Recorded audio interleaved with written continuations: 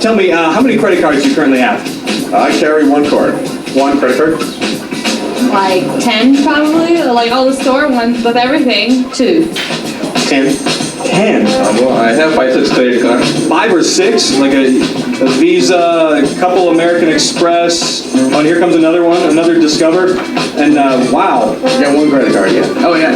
Yeah, it's maxed out. I use it just about for everything that I do. All my purchases right now because of the rewards that I get from the card. All my shopping, hotel reservations, absolutely everything that we possibly can. Everything. Everything. All sorts of things. When you go in places, they make it so easy for you that you are inclined to use them. Do you remember what type stuff you bought with it? A lot of cash advances. Gambling. Ooh. How much do you think you owe on all of yours collectively? Right now, probably about 12,000. I don't owe any. You really? So you have zero.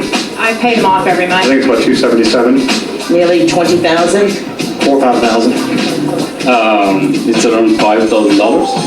Whoa, $10,000. You were the man on spring break. Yeah, you are. I was the man. Now, what kind of rewards have you been able to get? Cash back? $5,000 on the card. 5 times 12 is 60. So $120,000 gets you a couple of round-trip tickets. Exactly. It's a good deal. Oh, it's a fantastic deal. We wouldn't have taken the trip unless we had done that. Wow, unless you went into credit card debt, you would have never been able to take that Paris trip. I guess so, yeah. Now, how much did you have to spend to get that $275? $30,000. Is that kind of good math? To spend $30,000 to get $275 back? Show me something better and I'll sign up for that one. So if we gave you the money to pay it off right now, you would charge it back up? Frankly speaking, yeah. So how long did it take you to pay it off? I never did. I quit paying on it. Really? Did they call you? Repeatedly. Have you ever heard anyone tell you to get a credit card so you can build your credit? A lease is the best way to buy a car, or you have to get a student loan to go to college. None of these are true, but they're accepted as truth all across America. Americans are drowning in debt. Guess who the #1 target of credit card companies is today? You. The credit card industry has saturated the adult market, and they're now coming after you. Did you know that the number of credit card solicitations you will receive your first semester in college is between 25 and 50? This isn't a game, folks. Don't borrow money. It's dangerous. It's a loaded gun. Be careful. Please welcome nationally syndicated radio host and New York Times best-selling author, Dave Ramsey. Tonight's lesson is particularly hard for a speaker, a teacher like me. Because, see, my job is to bring you ideas that you accept as your own. That's called learning. If you accept them as your own, it's going to cause you to go do things differently than you used to do things.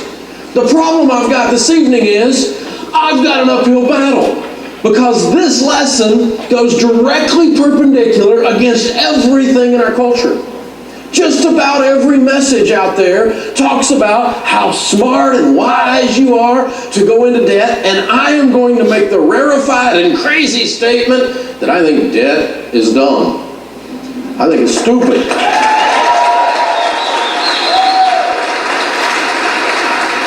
Oh, a few of you are kind of getting the idea that maybe that'll work, you know? But can you imagine if I go into a public setting and I'm speaking, in a motivational seminar with a big lineup of big name seminar guys and that kind of thing, and then I get up there and I'm the guy saying in this culture, car payments are stupid, credit cards are dumb, and home equity loans crazy?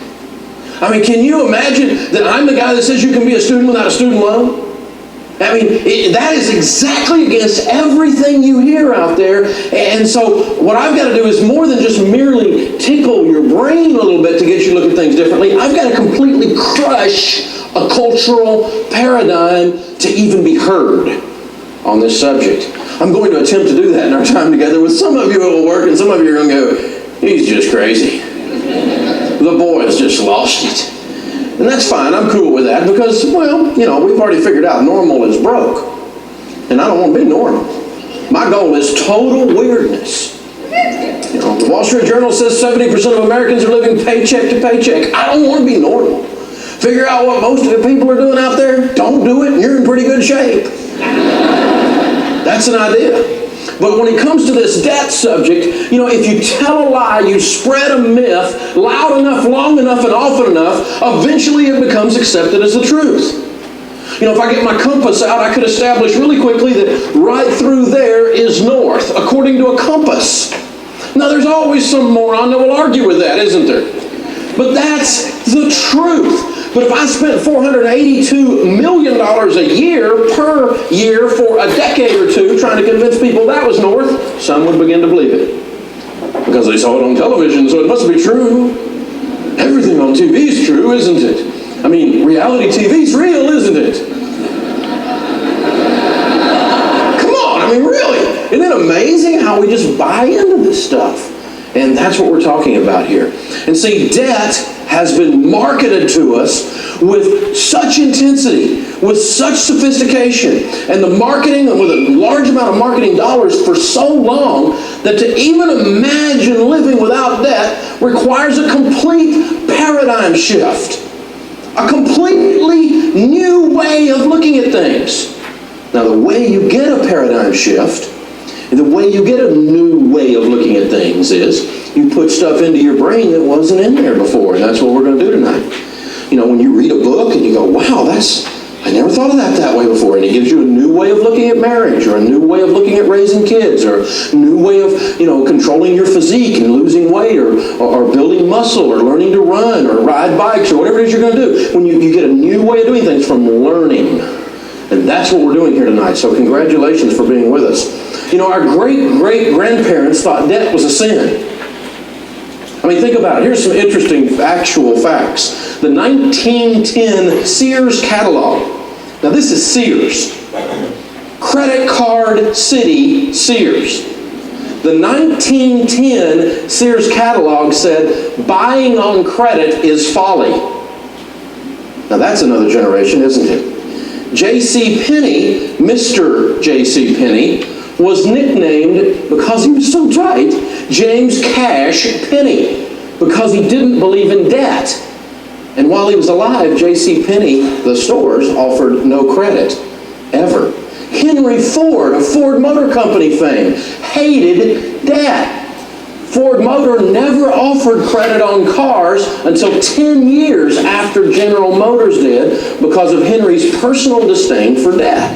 These are actual facts. But that's a whole 2-3 generations ago almost now, isn't it? And we look back there, our great-great-grandparents basically thought debt was a sin. Our grandparents, they thought debt was really dumb, and they borrowed on a couple of things. And, you know, so around 1950, we see the birth of what we now call the credit card by a guy named Frank McNamara. Frank printed up some plastic cards in the city of New York City, and started handing them out as a way to go. Several restaurants began to accept these cards, and it was the very first credit card out there. It was called Diners Club, and it is still around out there, actually. Around 1958, out on the West Coast, there was a little company called Bank AmeriCard sprung up, which was the precursor and later became known as Visa. In 1958, American Express was born. So this is some interesting history on this. See, our grandparents thought debt was dumb. Our parents come along, they start to borrow on everything. By 1970, only 15% of Americans owned plastic. In 1976, Bank AmeriCard changed its name and became Visa, just 30 some odd years ago. Visa, in the scope of the history of the world, is a fairly new product. And here's an interesting one, too. Some of you didn't know this. Back in 1986, Sears got in a little dispute with Visa, didn't like the fee structure. So they said, we'll show you, we'll just start our own brand. And Discover Card was born by Sears. And it became the most profitable division of Sears. And when Sears got in financial trouble, the way they survived that financial upheaval was they sold off the Discover Card accounts and brand and made a ton of money on it. So our great-grandparents thought that was a sin. Our grandparents thought it was really stupid. Our parents borrowed on a few things. We come along, we borrow on everything. I mean, you go down to a pet store, you get 90 days, same as cash on Rover. Come here, baby, Repo Man's here. And over 6 billion credit card offers went out last year. 6 billion, that's 6,000 million. And 18 million people accepted it. One of my listeners mailed me this in for my radio show from Bank One. It's the Bank One Platinum MasterCard. It's interesting. It says solid line of credit up to $100,000. It's addressed to Mr. Toby Cocker on Rocky Mountain Parkway. And my listener wrote across the front, Dave, this is my dog's name. Toby the Cocker Spaniel. And Toby's been dead 4 years. 6 billion credit card offers out there, including Mr. Toby Cocker. What we're saying here is that banks are very, very good at selling their product. And what you and I have got to realize as consumers is debt is not a privilege, debt is a product.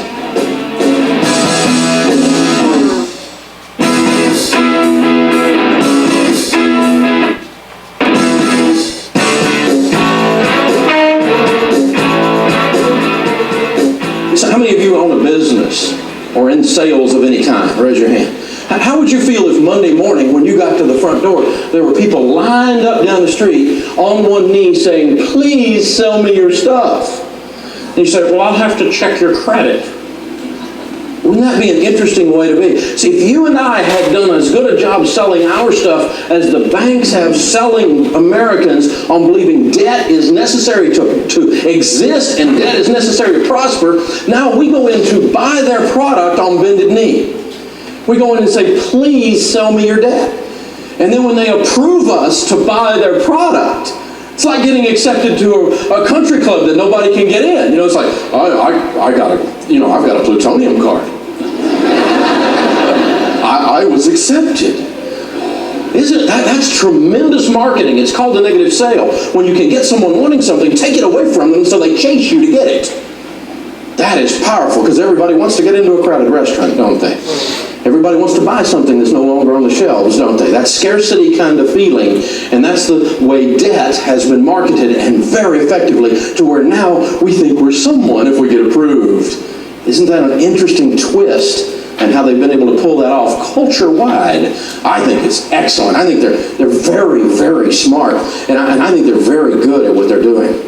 But you know, if we go into any other store and the salesman comes up and says, can I help you please? You say, oh no, I'm just looking. I mean, what if you went into a bank and they said, can I help you please? You say, no, I'm just looking. Instead you go, would you please give me a car loan? Please, because I need a car. We're begging them to buy from them. That's excellent, excellent marketing. And now we've reached the point that 25% of families now have a negative net worth. And I just pulled this up today. This is very interesting. Last year, the gross revenues for the credit card industry was over $150 billion as a whole. That is more than the gross national product of Egypt, Puerto Rico, and the Bahamas combined. This is a big deal. And these guys are very good at what they're doing. I'm not saying they're evil, and I'm not paranoid. I don't think there's a conspiracy. I just think they're a lot better at selling than we are at not buying. I think they're excellent at what they do. And I'm really kind of in awe of them in an evil, whacked out sort of way. So how do we break this? Well, I got to give you a whole new way of looking at things. And remember, what I want you to do is I want you to look at the screen and play my games with me. Look at this for a second. How many of you see the white candlestick or the vase in the middle? This is not a trick. Raise your hand. If you'll look, it's there. Keep looking until everyone sees it. I'll wait till you get your hands up. Keep looking. It's there. Do you see it? Does everybody see it? Get your hand up when you see it. Good. Thank you. How many of you see two faces looking at each other? Good. How many of you see two people getting ready to kiss? Sex fiends. Okay, now, it's your way of looking at things. What can I say? Here's another one. Look at this one.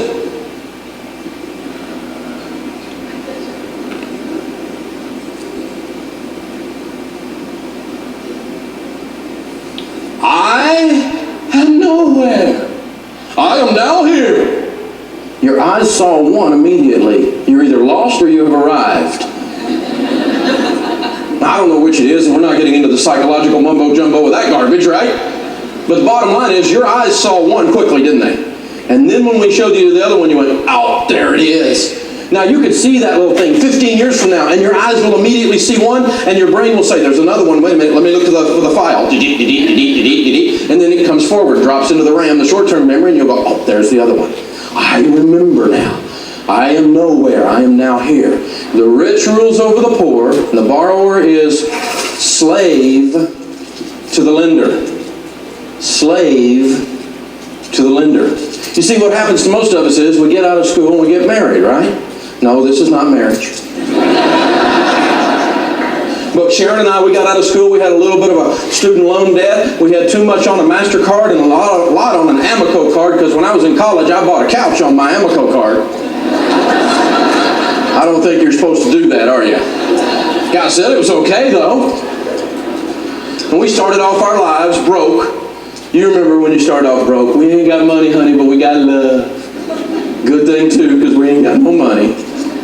And we were eating it off a card table, driving a 1902 Pinto, just getting our lives started. You remember.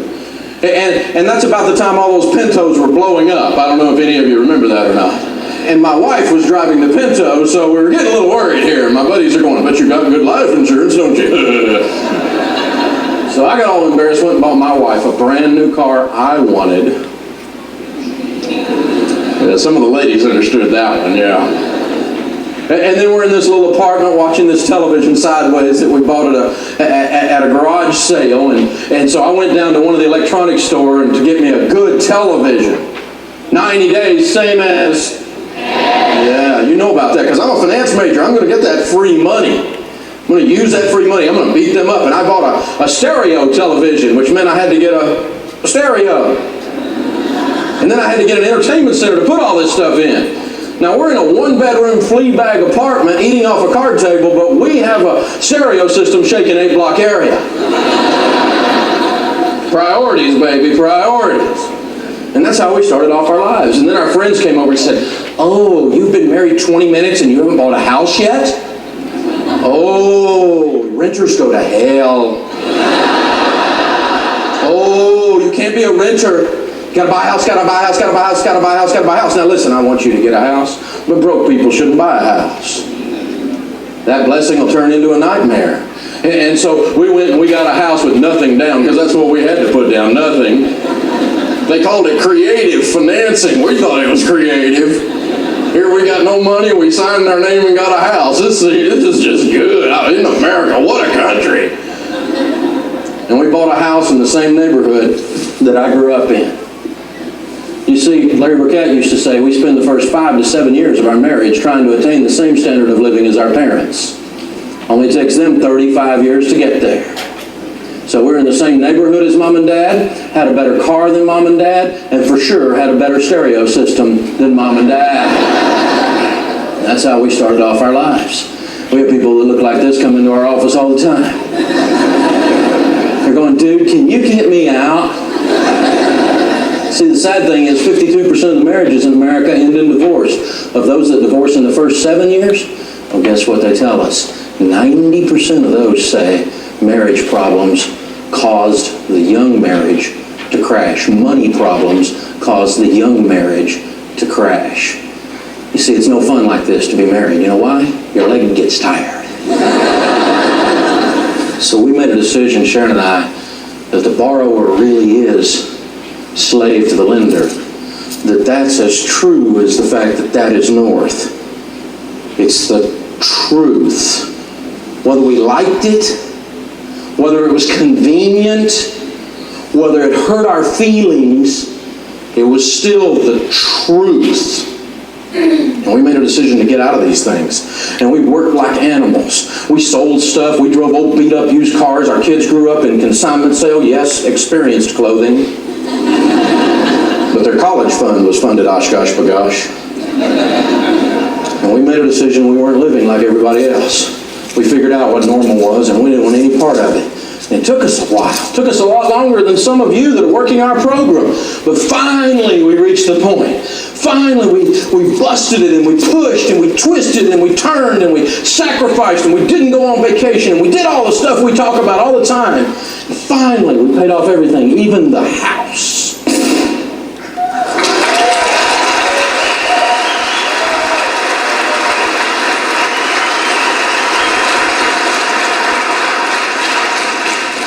You know what you can do if you don't have any payments? Anything you want. You know how hard it is to make money, save money, give money, and invest money when you don't already have everybody else's name on your money before it comes in? It's easy to make money, save money, give money, and invest money when you don't have someone else's name on everything you have. When all the money comes in and all the money goes out and only the names are changed to protect the innocent, it takes all the fun out of the deal. But Dave, what about? And that's what I get when I go around the country talking about debt. People generally go, yeah, debt's a bad thing, and we borrow too much in America. We get that, Dave. We understand. And it's a concept and a philosophy and a theology. We grasp that. But Dave, what about? And then there's their little thing that they think is different. And we used to get these but Daves so much that we finally, on our talk radio show, the Dave Ramsey Show, we started doing a But Dave theme hour, where you could call in and ask me about your But Dave. And we would go into it, and I started hearing, and what I started realizing is that people not only had believed the overall myth that debt was the way to win with money, but they had all of these very specific little lies built into the big lie that they had believed. We call them myths. If you spread a lie, tell it often enough and loud enough, eventually it becomes accepted as the truth. So what we're going to do in this lesson is we are going to debunk the myths. Myth number one: if I loan money to a friend or a relative, I am helping them. Now, after I do this, occasionally I'm going to point out to you, and if I point out to you and you see on the screen a myth, you're going to yell myth. If you see up there a truth and I point out to you, you're going to yell truth. And that's only if I point. So, because we don't do it all the time, there's a bunch of them to go. But we'll start with this one. This is a myth. Definitely, because you and I both know that the truth is the relationship will be strained or destroyed. 57% of Americans, when polled, say they've seen a friendship or a relationship end because of loaning money. 63%, Bankrate.com says, have seen someone skip out on repaying a loan to a friend. If you've ever loaned someone money at work, you give them $50 to help them get through till payday. Have you ever noticed how they really don't sit near you in the lunchroom? It kind of changes the relationship because you're no longer just friends. You're now master and servant. Well, I didn't feel that way. Doesn't matter how you feel. There's an underlying spiritual and emotional truth regardless of how you feel. You've changed the relationship. You loan your children money. Thanksgiving dinner tastes different until your children get the money paid back because they're eating not with their mom and dad, not with the grandparents of their children, but with their master. And turkey just doesn't taste the same when you eat it with your master. Oh, well, it's not that way in our family. See, what that's called is denial and stupidity. The reality is this is how it really works. Loaning money to someone, a friend or a relative, doesn't help. We have popped that myth. All right.